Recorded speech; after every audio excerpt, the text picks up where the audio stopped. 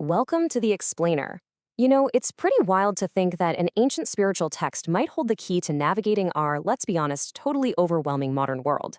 Today, we're going to dive into a really famous Buddhist teaching that offers a surprisingly practical guide for, cutting through all that noise and finding what's actually true for you. Okay, so this is probably one of the most famous, most quoted passages in all of Buddhism. A lot of people look at this and see the ultimate permission slip to question everything. You know, like an ancient charter for free inquiry? But is that what's really going on here? Is it just a call to, throw out every tradition, all authority, and just figure it all out for ourselves from square one? Well, like a lot of things, there's way more to the story. That popular take on it, it's really just the tip of the iceberg. The real power of this teaching, the stuff that really hits home, is hidden a lot deeper. It reveals a much more nuanced and, honestly, a much more practical message about how we can find truth for ourselves. All right, so here's how we're going to break it all down. First, we'll tackle that popular free inquiry idea. Then, we'll get into the real acid test the Buddha was actually talking about. After that, we'll see how this whole thing maps onto our own minds and even the cosmos.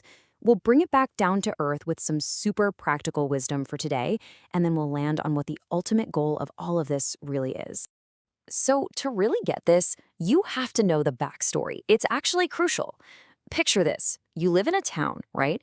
And it's basically on the main highway for traveling gurus. So every week, some new teacher shows up, super confident, says they've got all the answers, and then spends half their time just trashing the guy who was there last week. I mean, can you imagine? That's what the Kalamamas were dealing with. They weren't just confused, they were completely burnt out. And that's the key thing to remember. When the Buddha arrived, these folks weren't looking for a new religion to just blindly sign up for. They were just exhausted. They were pretty much asking him, look, how on earth are we supposed to figure out who's telling the truth and who's just selling something? And this is such a crucial point. The Buddha wasn't giving this advice to his inner circle, the dedicated followers who were already on board. He was offering a reliable starting point for people on the outside looking in, people who didn't have any pre-existing faith to lean on. So instead of just saying, hey, trust your gut, he gave them an actual practical tool, a kind of acid test for reality. He basically said, okay, forget what all these other teachers are saying for a second. Just look at your own experience. When you act out of, say, greed or anger or just plain confusion, what happens? What's the result? Does it lead to more harm and suffering for you and the people around you? That, he said, is the only data you really need to start with. And this slide just lays it out so clearly. The choice he presented was simple. He said, look, abandon the things you can personally see for yourself cause harm, things like greed, hate, and delusion, and instead actively work on cultivating their opposites, generosity, kindness, and wisdom. It's a method that's totally grounded in cause and effect that you can see right in your own life. Okay, now this is where it gets really interesting. This whole acid test thing, it isn't just some simple self-help trick. It's actually the launching point for a much, much bigger picture. It's like the key that unlocks this incredibly detailed map, not just of our own minds, but of the entire cosmos. So that's suffering we can verify for ourselves. The texts say it's caused by something called asavas. And the metaphor here is just brilliant. The word itself can mean a flow or a flux, but my favorite translations are the ones that are more visual. The Chinese character means to leak, like rain coming through a crack in the roof. And the Tibetan means contamination. These are the internal leaks, the things that kind of stain our minds from the inside. The texts get specific about these leaks. They talk about things like craving for sensual pleasure, clinging to existence itself, being attached to our own fixed views, stuff like that. But here's the thing.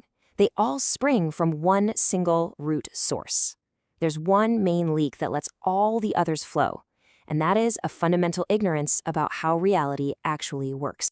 So just like there's this really detailed psychological map of our inner world, the texts also lay out this huge, sprawling map of the external universe, and it's all connected by the very same laws of cause and effect we were just talking about. And this cosmic map is incredibly rich. We're not just talking about the human world.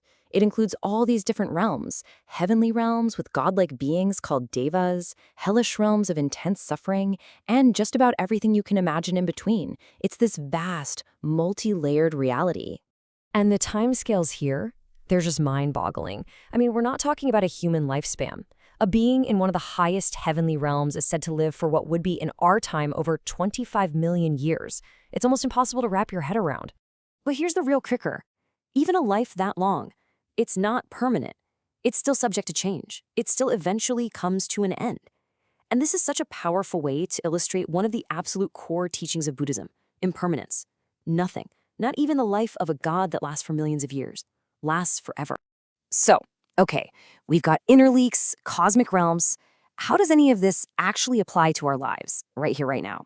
Well, that's the cool part. The texts are just packed with incredibly down-to-earth practical advice. Take this one, the parable of the wheelwright. It's all about the difference between a wheel that's just slapped together real quick to look good on the surface and one that's crafted with deep skill and patience over time. I mean, in our world of life hacks and quick fixes, that's such a powerful reminder, isn't it? That true quality, whether it's in your job or your own personal growth, it just takes time and deep, patient effort.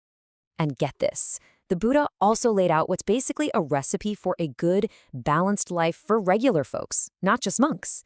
It's all about being skilled and energetic in your career, protecting the money you earn without being a miser, surrounding yourself with good, worthy friends, and living an even life. Living within your means. It's just totally grounded, practical stuff. And that brings us right back around, full circle, to the ultimate point of all of this. The thing that ties everything we've talked about together, from ethics to cosmology to just life advice. The texts use this really beautiful metaphor to explain it. They say that the entire teaching, with all its different pieces and parts, has just one single unifying flavor.